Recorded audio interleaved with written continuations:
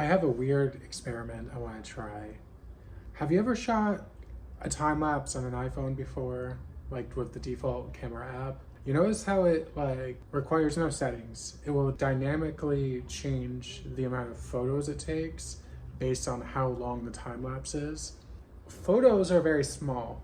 iPhones generally have a decent amount of storage in them. So what is the practical limit an iPhone can shoot a time lapse for? Could you, if you had power, could you do a time lapse for a month? I mean, I feel like the whole dynamic thing is going to break down. It might be a very long video. I do think the iPhone will just keep doing a time lapse. So I started with doing like a 2-day time lapse, roughly. That was the start, just to see what would happen. Will the iPhone overheat? Will it do this? Will it do that? And so far, it hasn't overheated. I think I'm gonna gradually build up because I don't want to lose all of my work. So if it ends up crashing, I want it to be at the end when I try the biggest one. So the, like day and a half or something, I'm sorry. It wasn't exactly 2 days. But I think what I'm gonna do for the next one, what should I do? Should I do 7 days? I think it'll last 7 days. You're gonna see it right away. I do think that this worked pretty well. Now I just took this time lapse like right now, essentially. I just stopped it. And the iPhone is a little warm. This is an iPhone 11.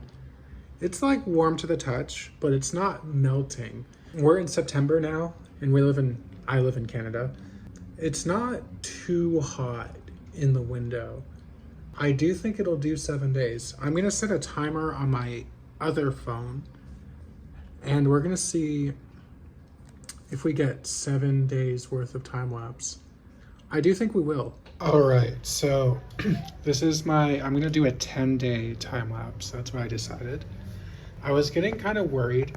I had my blinds closed for that first time lapse because I didn't want reflections from the double paned window coming back into the camera, causing like light leaks in the time lapse. Essentially, I've had that issue the first time I tried this. This is like the third time lapse I'm gonna try. So I wanted to do a few things to make sure if I'm gonna do it for 10 days, I want to put some reasonable effort in. I've done a lot to stabilize the camera, or I guess the iPhone, so it won't move. I taped it down, added, this is my tripod. I've added all this cardboard for the light leaks. I'm hoping that I don't have to close my blinds because honestly, having no light is really depressing, especially when you're doing it out of your bedroom. I mean, I know the scene is also very depressing. But what can you do? So the other concern I have is I'm using this like extra long cable here, and I'm using one of these cheap 5-watt power adapters. And I want to make sure, I'm really hoping that the iPhone doesn't shut down because it gradually loses juice. So what I did is I put the screen at the lowest possible brightness. We're gonna set a 10-day timer and start recording. Well, actually, I'm gonna stop recording on this iPhone and then do the 10-day timer at the exact same time. And then we should get exactly 10 days worth of time lapse.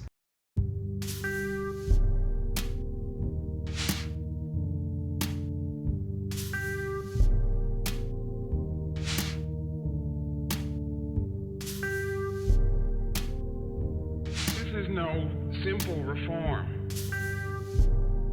To give a quick little update, it's been 3 days and the time lapse is still going. I'm a little surprised. I wasn't sure if that power adapter was gonna work. I wasn't sure if the iPhone was gonna just crash at some point, but it's still doing it. So far, so good for the 10-day time lapse. The time lapse worked out. It actually did 10 days. I can't believe that.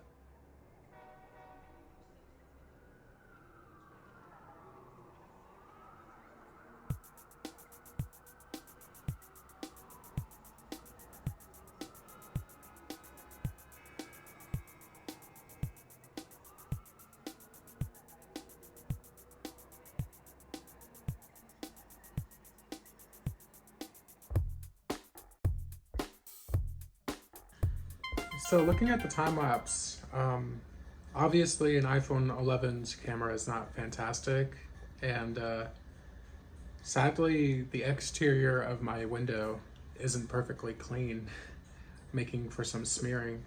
But overall, I'm actually very impressed. This is really easy compared to how I traditionally do my time lapses with like a real camera setup.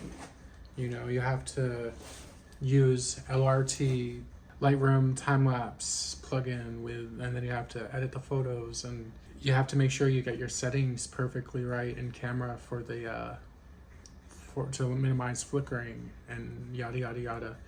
This is super simple, you know, and I did hear some comments on Reddit that, you know, you could just use a GoPro, but I don't own a GoPro, you know.